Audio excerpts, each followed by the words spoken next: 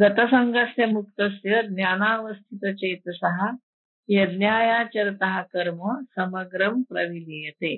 फार महत्वाचा सिद्धांत सांगितलाय त्यांनी की गतसंगस्य म्हणजे ज्याची कर्मफलाविषयी आसक्ती नष्ट झालेली, संग नष्ट झाला. कशाचा संग नष्ट झालाय? तर कर्माचा नाही किंवा इंद्रियांचा नाही, तर त्याच्याविषयी आसक्तीचा, कर्मफलाविषयी आसक्ती, असा जो मुक्त आहे. आणि तो कसा आहे? ज्ञानावस्थित चेतसहा, ज्ञानाच्या ठिकाणी ज्याचे मन कसं झालेलं आहे? स्थित झाले. सगळी ही षष्टी आहे. गतसंगस्य मुक्तस्य ज्ञानावस्थित चेतसहा यज्ञायाचरतः. आणखीन काय सांगितलं? जो यज्ञाकरता कर्माचरण करतो त्याचे म्हणा कर्म समग्र कर्म प्रविलीय, सगळं कर्म विलीन पावत. म्हणजे यज्ञासाठी आचरण करायचं. यज्ञाविषयी आपण माहिती पुरुषोत्तर आपण रोज वाचतो की यज्ञासाठी कर्म जर केलं, यज्ञ म्हणून कर्म केलं तर, कारण सगळे देव सुद्धा काय करतात? यज्ञासाठी कर्म करतात, यज्ञ म्हणून कर्म करतात. सगळे देव जर यज्ञ म्हणून कर्म करतात, ताली धर्माने प्रथमान्य असं म्हणलंय ना पुरुषोत्तर. तो धर्म पहिला आहे आपला. काय? कुठला धर्म आहे? तर यज्ञासाठी कर्म करणे. आता हा यज्ञ सृष्टीमध्ये कायमस्वरूपी चालू असतो. काहीतरी सतत आपण देत असतो आणि मग काहीतरी आपल्याला मिळत असतं. तर देणं ही जी क्रिया आहे ही सृष्टीमध्ये सतत चालू आहे. आता आपलं कुठलंही काम आपण करत असताना आपण स्वतःची सगळी ताकद देतो की नाही. साधा स्वयंपाक जरी करायचा म्हटलं तरी आपले 2 तास 3 तास 1 तास 1.5 तास जे काही आपण कष्ट करू ते आपलं शरीर, मन, बुद्धी हे सगळं आपण तिकडे लावतो. आणि ते कर्म करून त्याच्यातून फळ काय मिळतं आपल्याला? तर आपला स्वयंपाक तयार होतो जेवणासाठी. तर हेच कर्म यज्ञ म्हणून जर केलं तर ते मुक्त होतं. आणि हेच कर्म मला मॉडरेशन आहे, मला सगळं करावं लागतंय, असं जर केलं तर ते बंधनकारक. मीच एकटीने का करायचं? मलाच रोज स्वयंपाक करावा लागतो, मलाच सगळं करावं लागतं, रोज रोज काय स्वयंपाक करायचा आहे, त्याचा कंटाळा, असं जेव्हा मनामध्ये विविध विकार उत्पन्न होतात तेव्हा ते बंधनकारक होतं. पण हे आपले नित्यकर्म आहे आणि हे करणं आपले काम आहे, असं जर आपण केलं ते एक यज्ञ म्हणून, समर्पण म्हणून, देण्यासाठी म्हणून केलं तर ते मुक्त संघ होतो आपण. मग आपल्याला ते कर्म बंधनकारक होत नाही. असंच सगळं कर्म आहे. सर्व प्रकारचं कर्म जर अशा प्रकारे केलं तर मग ते गतसंग होत. मला करावं लागतंय किंवा मी या ठिकाणी कर्म करणार आहे आणि मला याचं बरं वाईट फळ पाहिजे किंवा अमुकच एक फळाची अपेक्षा माझी आहे म्हणून मी हे कर्म करतो आहे, असं जेव्हा जेव्हा असेल तेव्हा तेव्हा ते बंधनकारक होणार. आणि असं जेव्हा आपल्या मनातही नसेल काही आणि आपण एक कर्म करत असू तर आपल्याला ते बंधनकारक होणार नाही.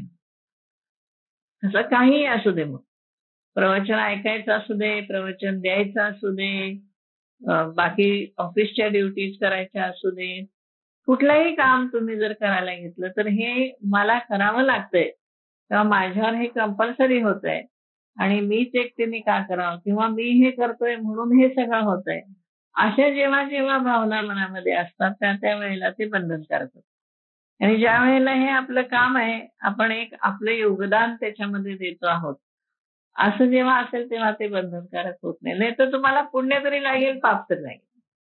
पुण्य लागलं तरी भोगावं लागेल, पाप लागलं तरी ते भोगावं लागेल. मग शेवटी आपण भोगयोनीमध्येच जातो की नाही.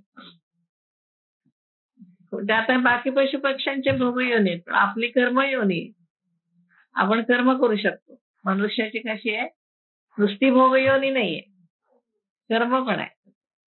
त्याला कर्म करायचं इथे संधी आहे. निष्काम कर्म करण्याची संधी आहे, पुण्यासाठी कर्म करण्याची संधी आहे. आपण आता देवासाठी सगळं करत गेलो तर हे कसं आहे? हे पुण्यकर्म झालं. की आता आपल्या घरी नवरात्र आहे, देवासाठी आपल्याला करायला पाहिजे, बाकी कोणासाठी नाही, तर आपण देवासाठी केलं तर हे पुण्यकर्म झालं. पण हे निष्काम भावनेने केलं तर तो यज्ञ झाला. एवढाच फरक आहे. कर्म करण्यामध्ये काही फरक नाही. कर्म त्या पद्धतीनेच करायचंय. पण देवासाठी केलं, दान धर्म म्हणून केलं, दुसऱ्याला मदत करण्यासाठी म्हणून केलं, तर ते सगळं पुण्य झालं. आणि त्रास घेऊन केलं, दुसऱ्याला त्रास देण्यासाठी केलं आणि मला त्रास होतोय म्हणून केलं, तर ते सगळं कसं होणार? बंधनकारक. हे दोन्ही प्रकाराने कर्म हे बंधनकारक. सहज कर्म झालं पाहिजे आणि ते झालंय हे पण आपल्या लक्षात नाही राहिलं पाहिजे की आपल्या हातून हे कर्म झालं. सहज आता एखादा म्हातारी बाई चालली आहे अशी काठी घेऊन वगैरे रस्त्याने, तिला दिसत नाही, तर आपल्या लक्षात आलं, आपण तिला सहज रस्ता क्रॉस करून दिला आणि आपण पूर्ण विसरून गेलो, तर तो यज्ञ झाला. पण ते जर सारखं डोक्यात ठेवलं आपण की ते पुण्यकर्म झालं, पुण्यकर्म झालं, पण ते बंधनकारक झालं. त्यामुळे ते सहज यज्ञासाठी कर्म म्हणून त्यांनी यज्ञायाचरता म्हणले ना, यज्ञासाठी कर्म करतो. कारण सगळ्या सृष्टीमध्ये यज्ञ चालूच आहे. आता फुलं फुलतात, कोणासाठी फुलतात असं काही नाही. आता आपल्या घरी मोगऱ्याची जर फुलं येतात, असं काही नाही की आपण ती देवालाच वाहू, आपण ती केसातही घालू, आपण ते कोणाला तरी देऊन टाकू, आपण काय करू. पण फुलणं हे त्याचं नैसर्गिक आहे, तर ते करत राहतो. त्याच्या ठिकाणी काही असंही नाहीये की मी अमक्यासाठी फुललोय, मग वाईट वाटेल ना त्याला सुद्धा. मोगऱ्याला सुद्धा वाईट वाटेल की अरे मी देवाला वाहिल्यासाठी फुललोय, मला काय हे वेण्या घालून गजरामध्ये घालतात. पण तिथे तसं काय नसतं. त्याचं बोलणं कसं आहे, नैसर्गिक आहे. हे यज्ञ चालू आहे असं आपल्या नासरी सूक्तामध्ये त्यांनी म्हटले की सगळी सृष्टी म्हणजे एक यज्ञ आहे. सतत घडत असतं, मोडत असतं, घडत असतं, मोडत असतं. घडामोड होतेच की, नुसतं घडतं असं कधी होत नाही, मोडतं सुद्धा बरेचदा. त्यामुळे आपण म्हणतो काय विशेष घडामोड, घडामोड शब्दाचा घडणं म्हणतात. घडणं मोडणं दोन्ही आहे. घडामोड जोड शब्द वापरतो, काय घडामोड झाली म्हणजे तुमच्याकडे काय घडलं, काय मोडलं. हे मोडणं अपेक्षित आहे, होतच ना, ते नैसर्गिकरित्या होतं. त्या सृष्टीमध्ये जे जे काही चालू आहे सगळं ते यज्ञ म्हणून चालू आहे. मग कोणासाठी आहे तर हा जो कोणी परमात्मा आहे त्यांनी स्वतःच्या आनंदासाठी ही सगळी सृष्टी निर्माण केलेली आहे आणि हे सगळं जे आहे ते तो त्याच्या आनंदासाठी हे सगळं चाललेलं आहे. म्हणजे म्हणून हा एक प्रकारचा यज्ञ आहे. मग झाडाचं फुलणं असो, फळं येणं असो, शेती मातीमध्ये धान्य येणं असो, मनुष्याने केलेलं एखादं चांगलं कर्म असो किंवा काही असो, मग काय आहे की हे देवाला आवडणारं कर्म करा. देव म्हणजे कोण? आपल्याला इष्टदेवता नव्हे, तर परमात्म्याला आवडणारं कर्म करा असं म्हटलं त्यांनी. मग परमात्म्याला काय आवडतं, तर त्याच्या आनंदामध्ये भर पडेल असं कर्म केलेलं त्याला आवडतं. मग त्याच्या आनंदामध्ये भर कशात पडेल, तर या सृष्टीला आपण जेवढी मदत करू सृष्टी चालण्यासाठी तेवढं त्याला आवडेल. मग तो एक यज्ञ झाला. म्हणून असा एक आहे की प्रशिशम यस्य देवा, म्हणजे देव सुद्धा त्याच्यासाठी काम करतात असं म्हणतो.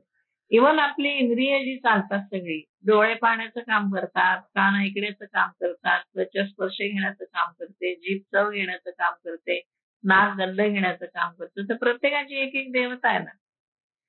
कानाची देवता आकाश आहे, नाकाची देवता वायू आहे, डोळ्याची देवता सूर्य आहे, गंधाची देवता पृथ्वी आहे, रसाची जिभेची देवता रस आहे. ह्या कोणासाठी काम करतात? साधं आपल्या शरीरापुरतं जरी घेतलं तरी, तर आपल्या शरीरामध्ये जे आत्मा आहे त्या आत्म्याच्या आनंदासाठी ही सगळी इंद्रिय काम करतात.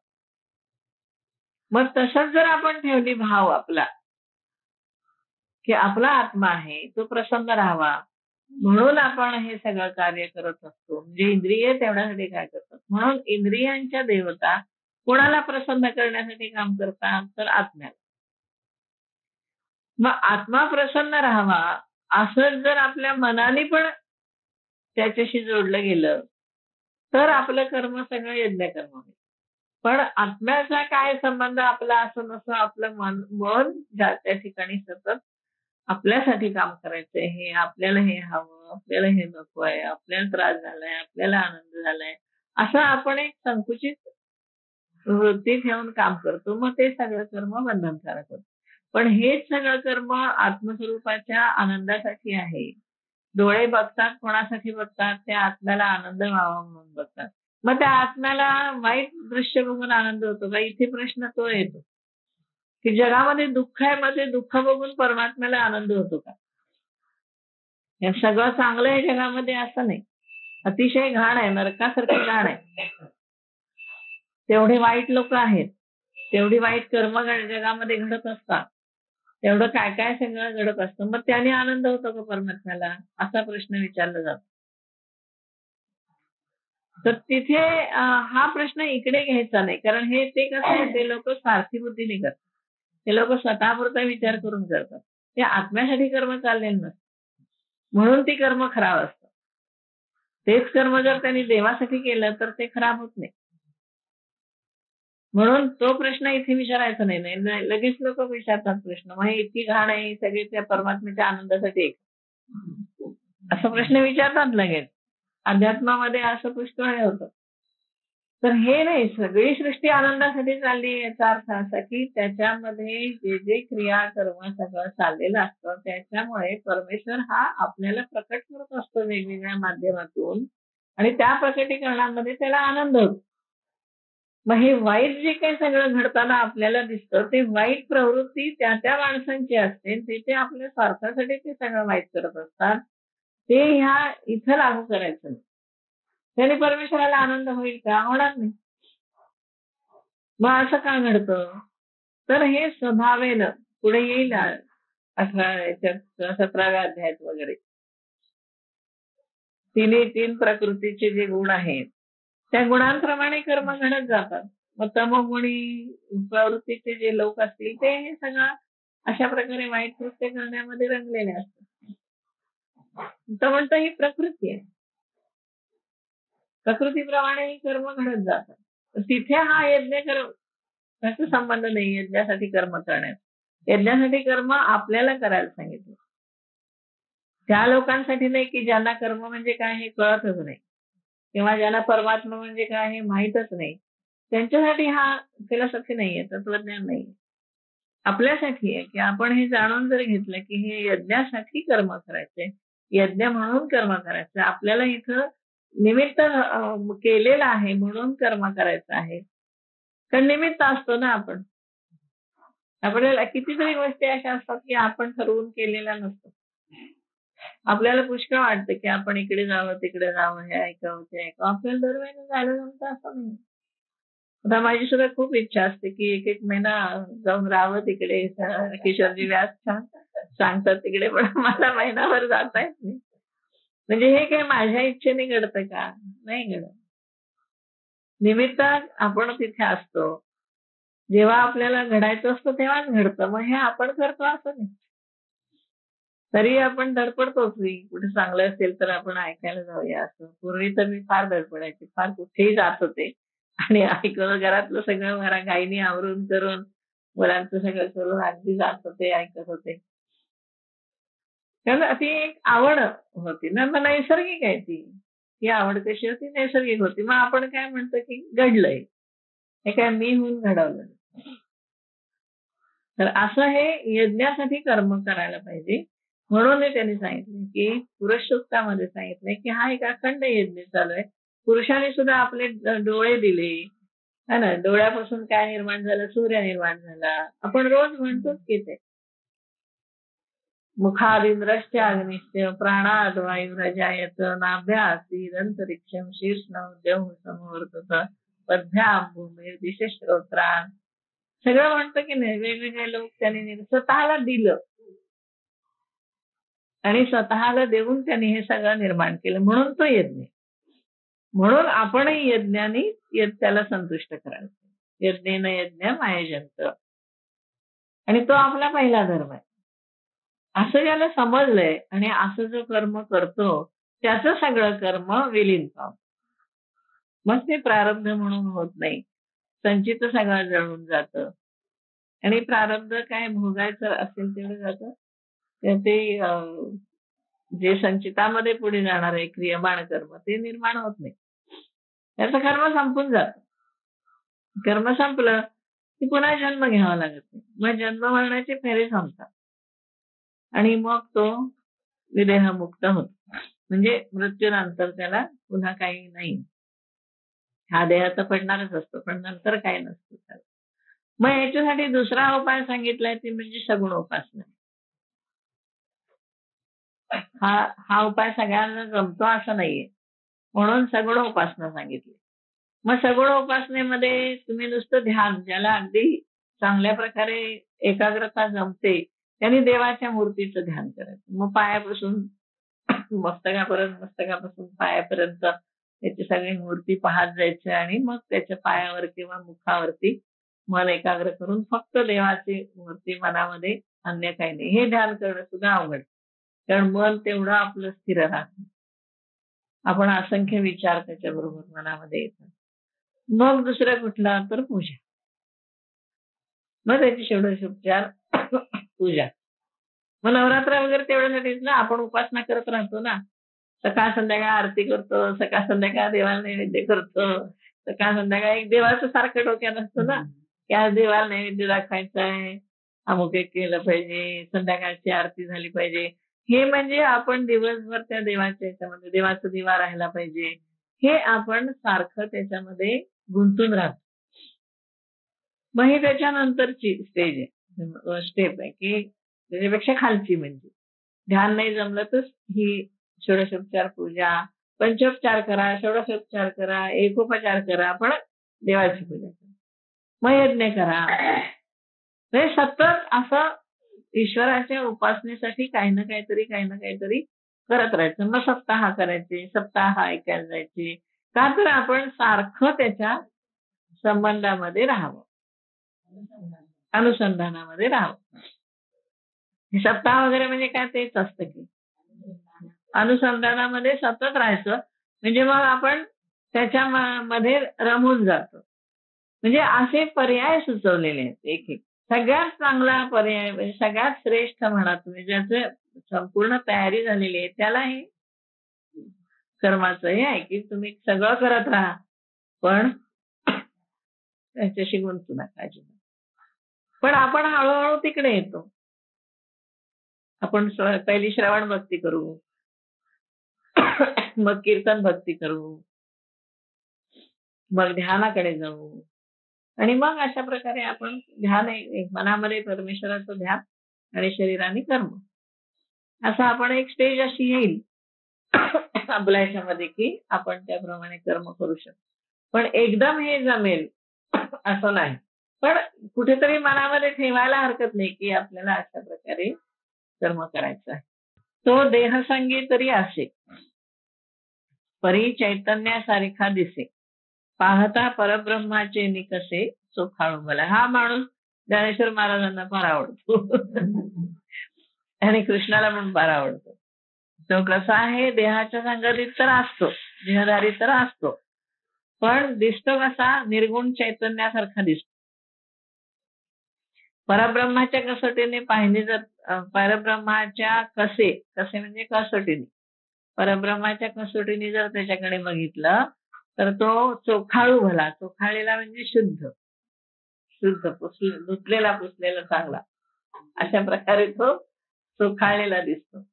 म्हणजे परब्रह्म म्हणून त्याच्याकडे तुम्ही पाहू शकता, अशा माणसाकडे की जो यज्ञार्थ कर्म करतो. असा माणूस कसा असतो, परब्रह्मासारखा.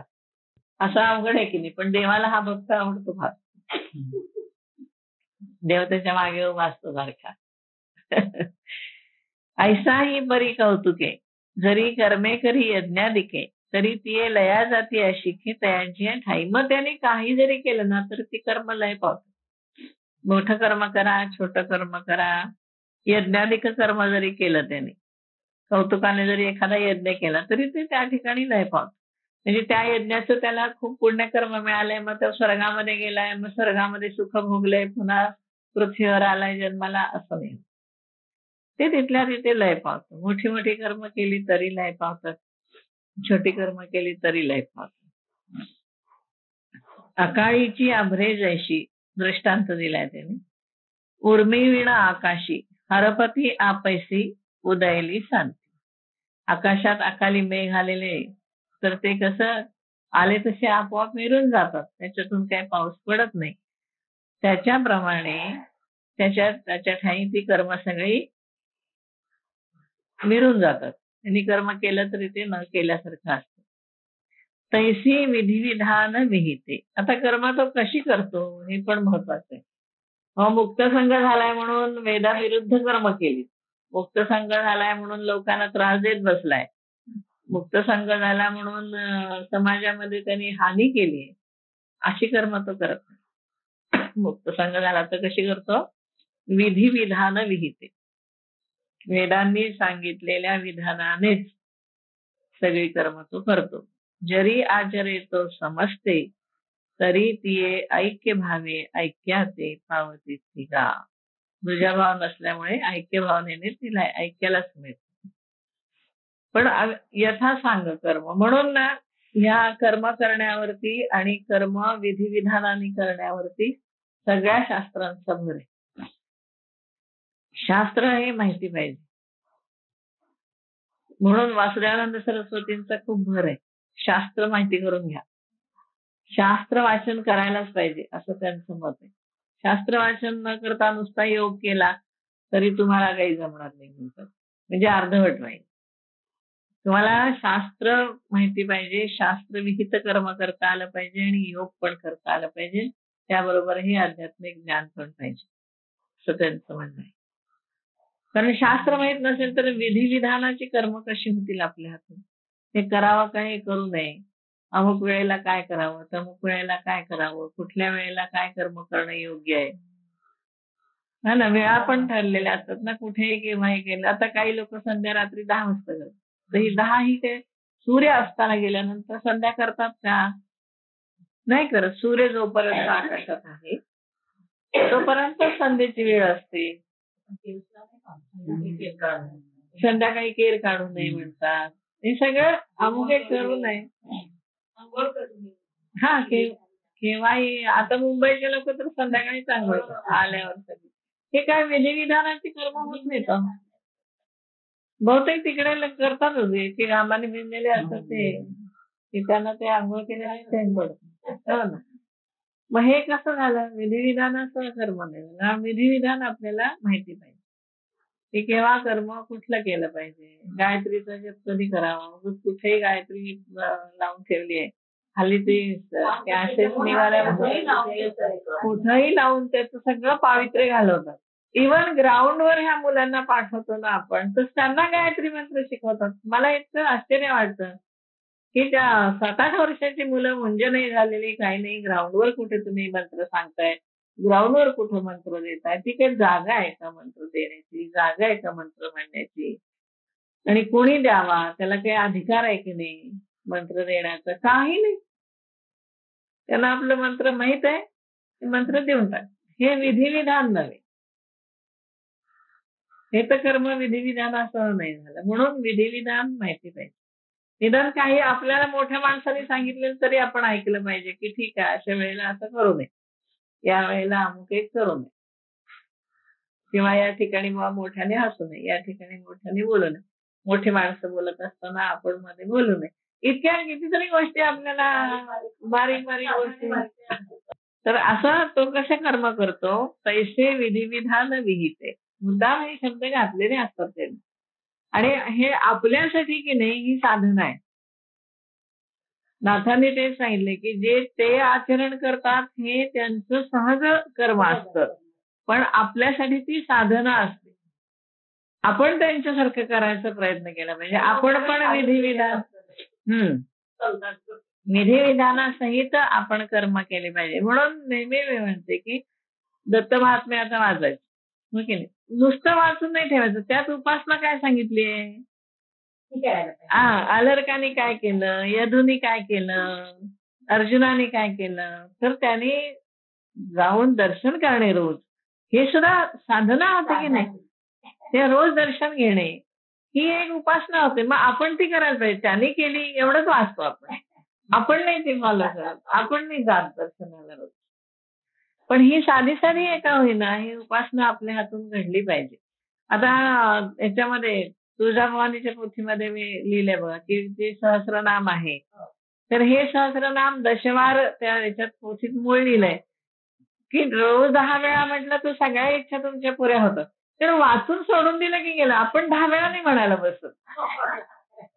ते कर आपल्या हातून व्हायला पाहिजे.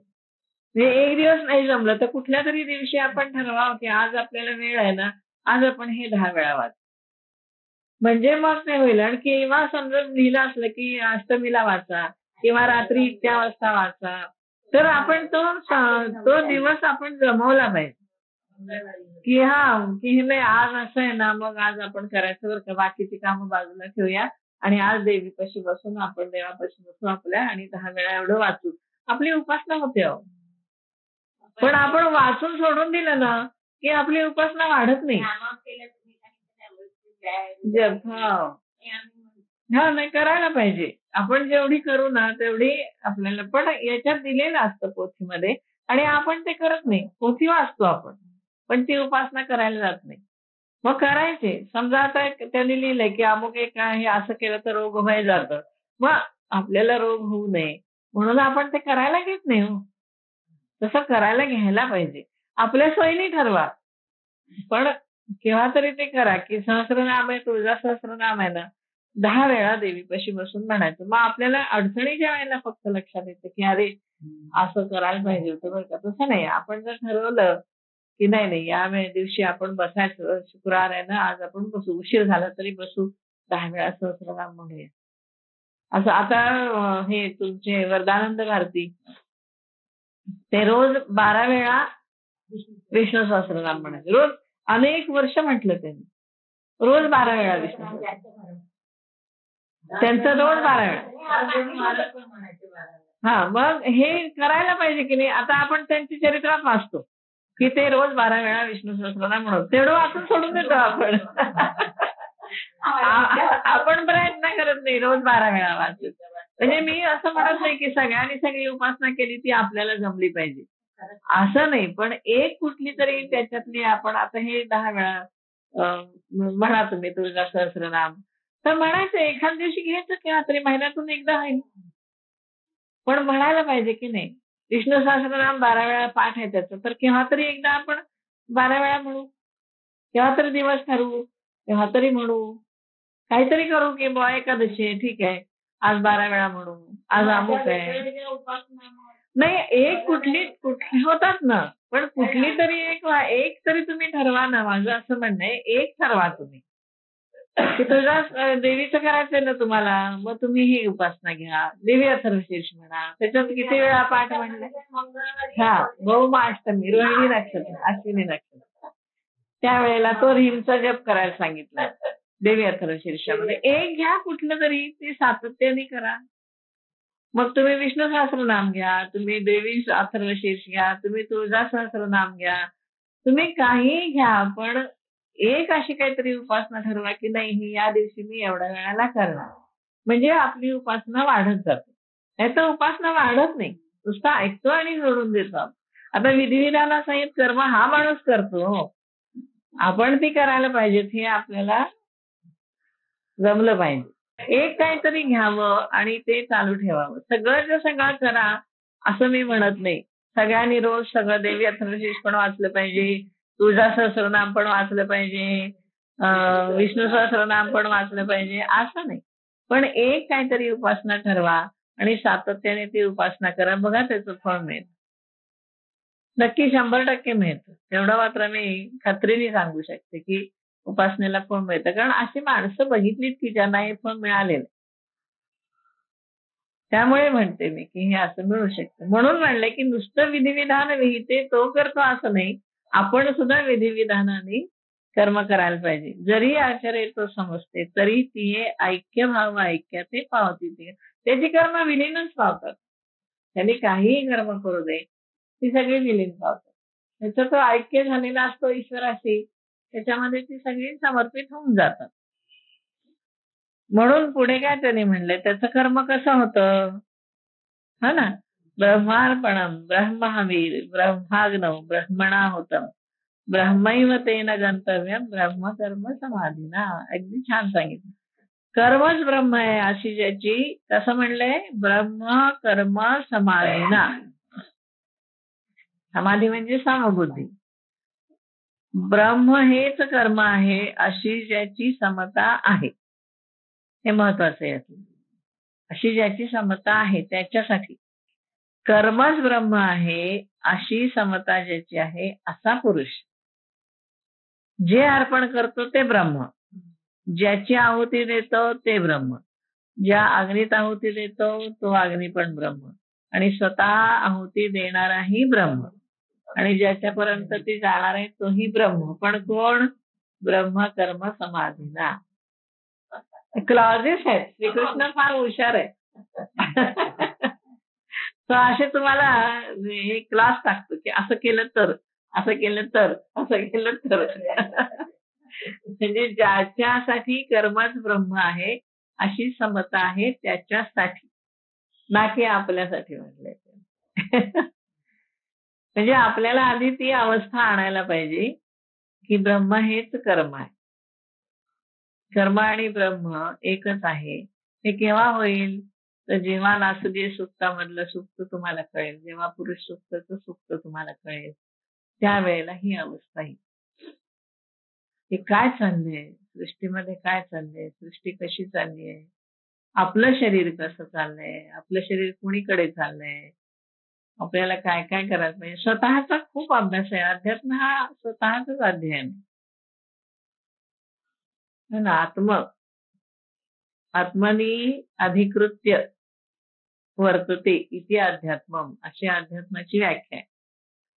म्हणजे स्वतःला केंद्रभागी ठेवून सगळ्याच ते अभ्यास करत राहणे, ह्याला म्हणायचं अध्यात्म.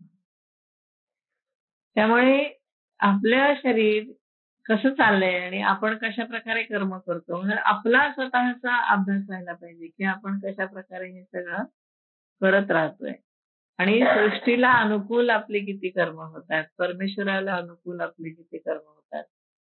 तर परमेश्वराला त्याचं नाव घेतलेलं आवडतं. आपण किती नाव घेतो दिवसभरात, हो की? परमेश्वराला दुसऱ्याला मदत केलेली आवडते, आपण किती वेळा मदत करतो. परमेश्वराला निष्काम कर्म केलेलं आवडतं, आपलं किती कर्म निष्काम होतं. हे सगळं आपण आपला स्वतःचा अभ्यास सारखा करायला पाहिजे. मग हा ब्रह्मकर्म समाधीना, अशी जे ब्रह्म हेच कर्म आहे अशी ज्याची समता आहे, त्याच्या मनामध्ये कर्म हे एक नैसर्गिकरित्या केली जाणारी गोष्ट आहे.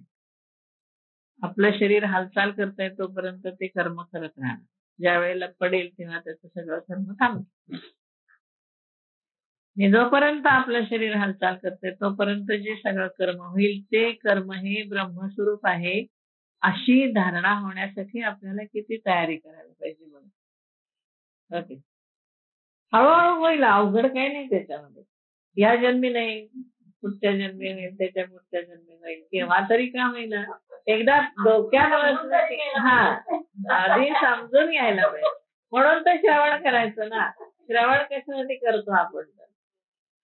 किती छान श्रवणामध्ये गोष्टी आपल्याला ऐकायला मिळतात की ज्या आपण अभ्यास करून करायच्या म्हणलं तर आपल्याला मिळेल तेवढं मिळणार नाही.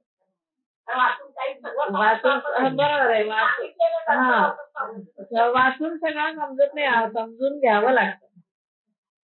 साधे साधे ग्रंथ असतात ना, ते सुद्धा सगळे वाचून समजतात असं नाही. समजा मी ठरवलं की मी ज्ञानेश्वरी कोणाकडनं वाचणार नाही, ठिकाण जाणार नाही, मला जेव्हा समजेल तेव्हा समजेल, तर मला ह्या जन्मात ती समजेल असं नाही. मी जेव्हा कोणापाशी तरी जाऊन बसेन आणि त्यांच्याकडून समजून घेईन की मला ते एक दृष्टी देतील, ना की मला सगळे वाक्य समजून सांगतील. जे नायक कुलकर्णी म्हणून होते, ज्यांच्याकडून मी ज्ञानेश्वरी कशी वाचायची आणि कशी समजून घ्यायची हे शिकले, त्यांनी काही मला सगळीच्या सगळी वाक्याचे अर्थ सांगितले असं नाही, पण त्यांनी एक अशी दृष्टी दिली की ही कशा प्रकारे समजून घ्यायला पाहिजे, कशा प्रकारे मांडणी केलेली आहे, कशा प्रकारे त्यांची वाक्य आहेत, कशा प्रकारे त्यांचे दृष्टांत आहेत आणि कशा प्रकारे त्यांनी ते उलगडत नेलेली आहे, असं एक त्यांनी दृष्टी दिली की अशा प्रकारे बघा याच्याकडे. मग ज्ञानेश्वरी आपोआप कळायला लागेल. मग त्याचे पुन्हा सिद्धांत आहेत, ते सगळे सिद्धांत काही एका शास्त्रामधले नाहीये. याच्यामध्ये काश्मीर शैव सिद्धांत आहे, याच्यामध्ये नाथ संप्रदाय आहे, याच्यामध्ये थोडा योग वासिष्ठाचा भाग आहे.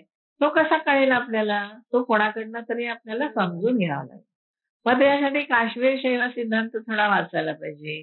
त्यासाठी नाथ संप्रदायाचे थोडे ग्रंथ वाचायला पाहिजे. त्याच्यासाठी थोडं भक्तिशास्त्र जे आहे, नारद भक्ती सूत्र हे वाचायला पाहिजे.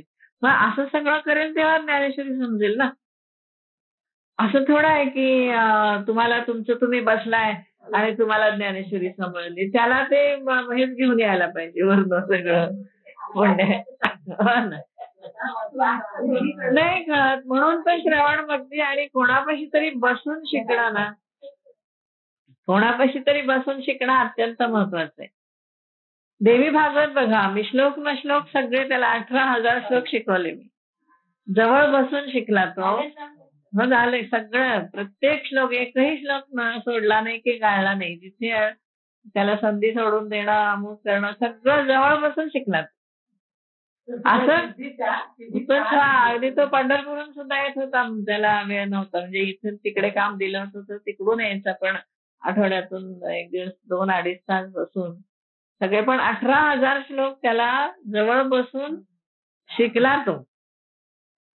तेव्हा त्याला आता ते अजून त्याला अभ्यास करावा लागेल खूप. काय एकदा शिकले की येतं असं नाही, पण आता त्याला माहिती झालं ना, आता त्याचं तो डेव्हलप करू शकतो. आता मीच त्याला सांगायला पाहिजे दरवेळेला असं नाहीये. आता तो तत्संबंधाने इतर ग्रंथ वाचेल, तत्संबंधाने इतर आणखीन काही अभ्यास करेल, मग त्याचा अभ्यास वाढत जाईल.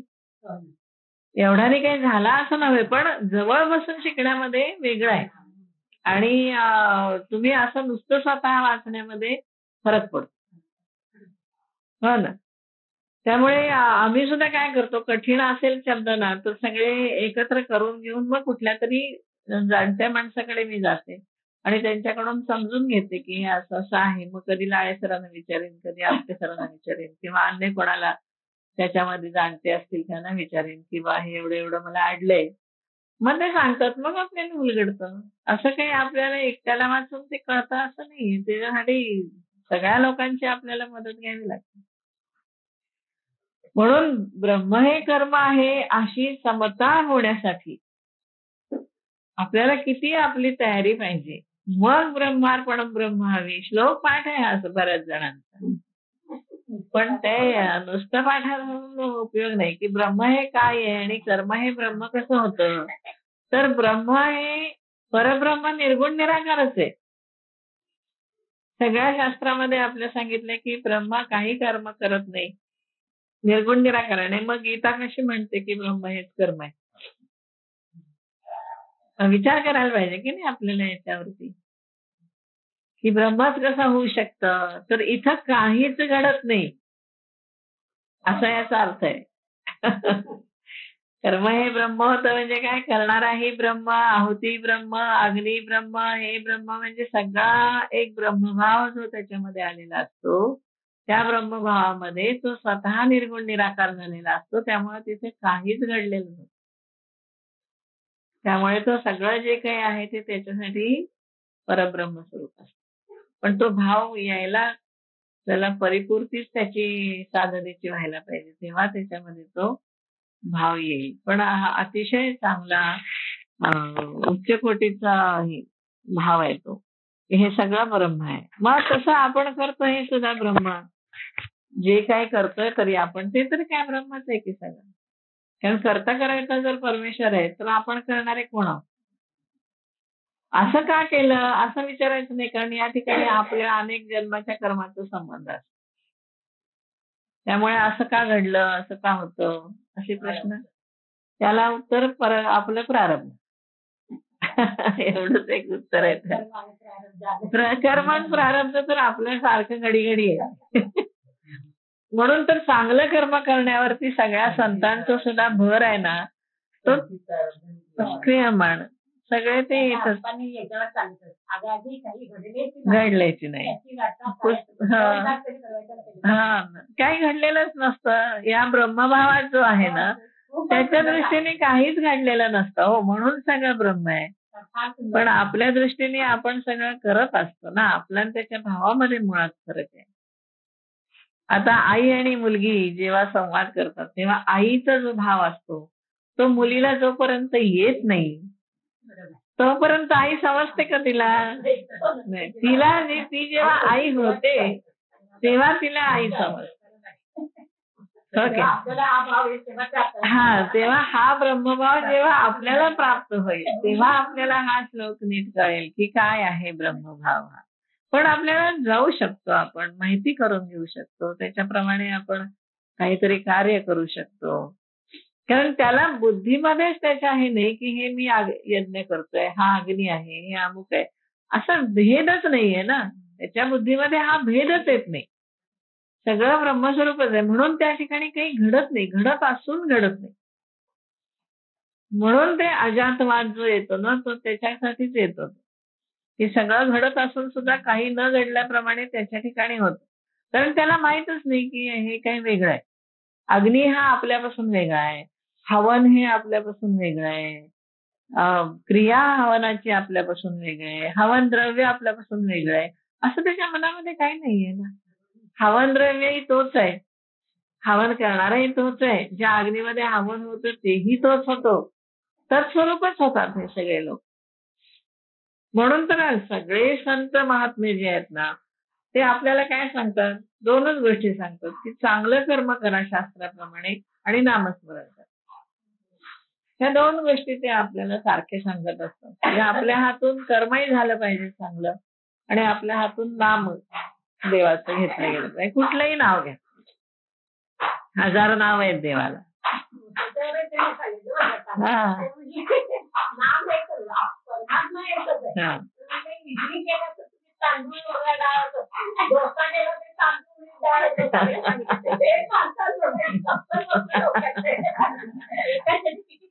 परार्थ होऊ शकतात.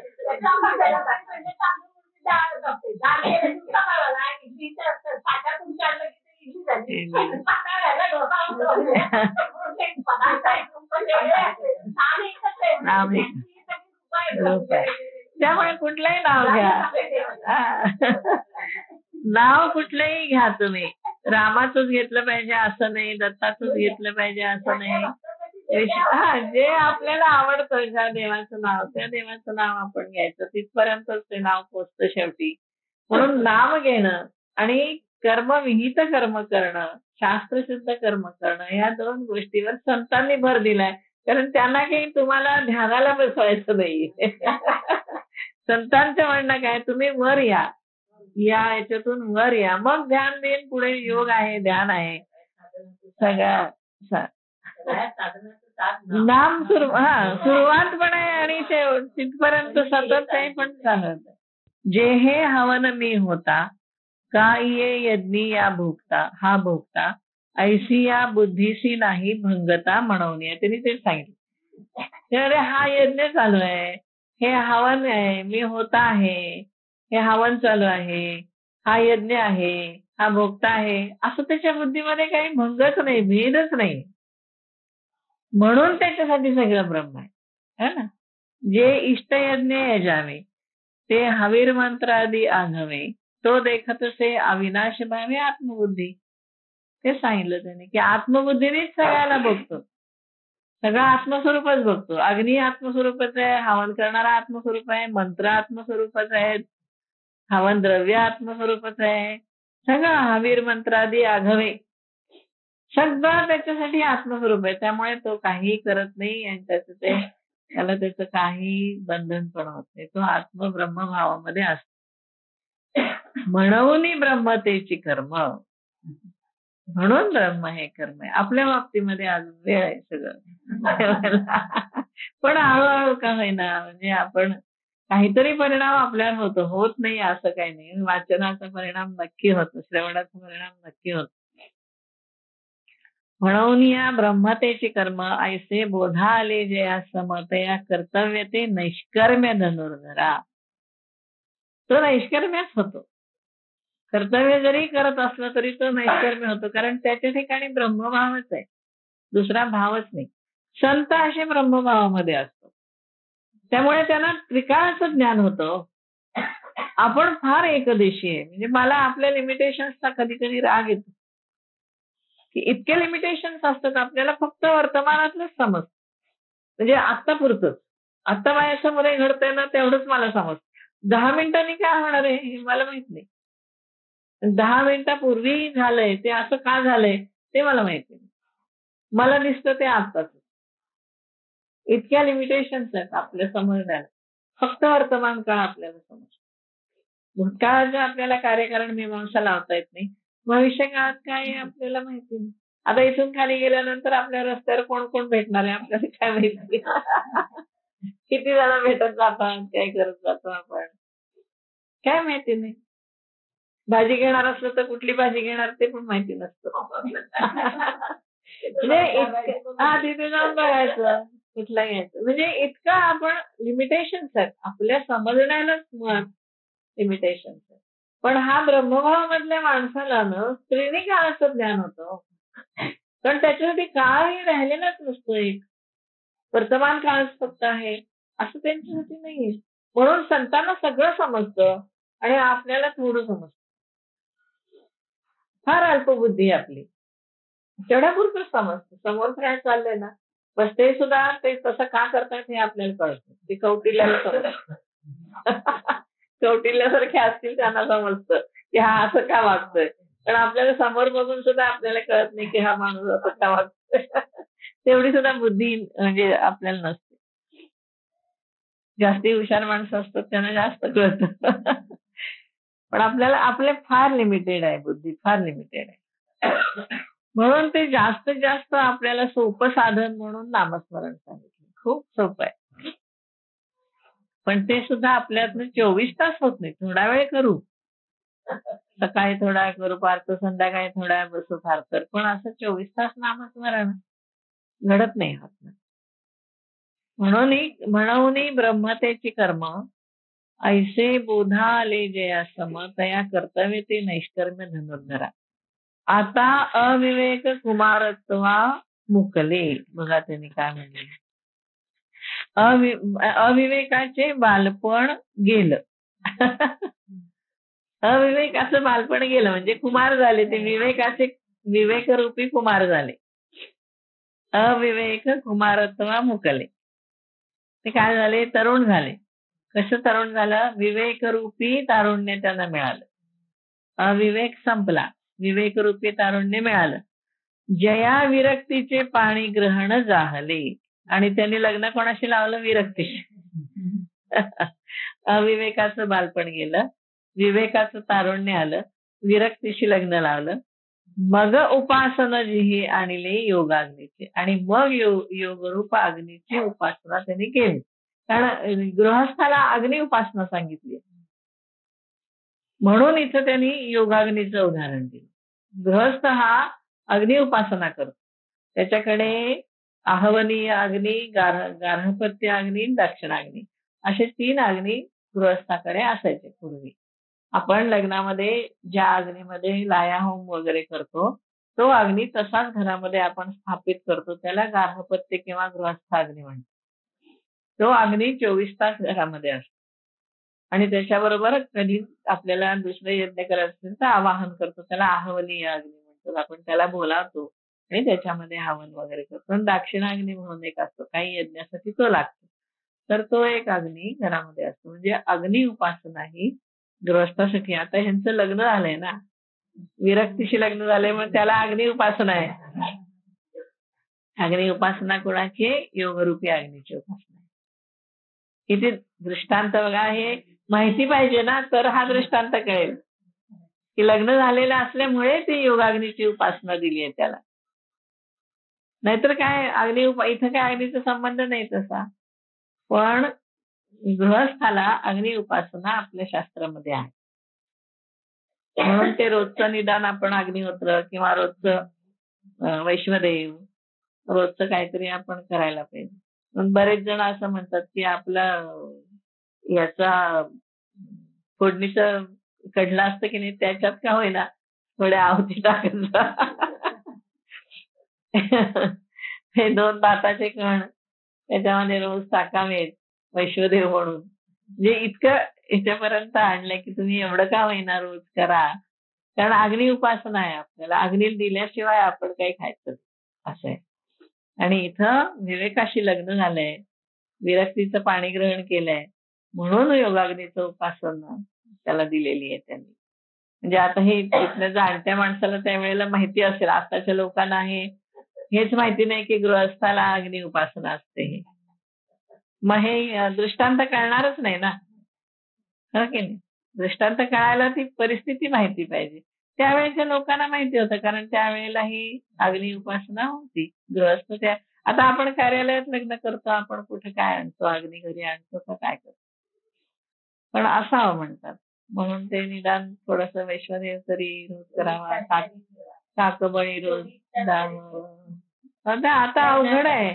कारण काय, आता सगळे जण नोकरीला बाहेर जातात आणि अग्नी घरात ठेवून बाहेर जाणं जात नाहीत ना. तसं घरात माणूस पाहिजे अग्नी चालू आहे म्हटल्यानंतर. आताची परिस्थिती बदलली, आता हे होऊ शकत नाही. पण आपण काहीतरी प्रतीक म्हणून काहीतरी त्याचं करू शकतो. तर असं दृष्टांत असे दिलेत त्यांनी की त्या काळाला त्या लोकांना ते सगळे माहिती होते, त्यांना ते समजत होते, म्हणून त्याने असे दृष्टांत दिलेत. म्हणून त्याला योगरूप अग्नीची उपासना सांगितलेली आहे. थांबूया.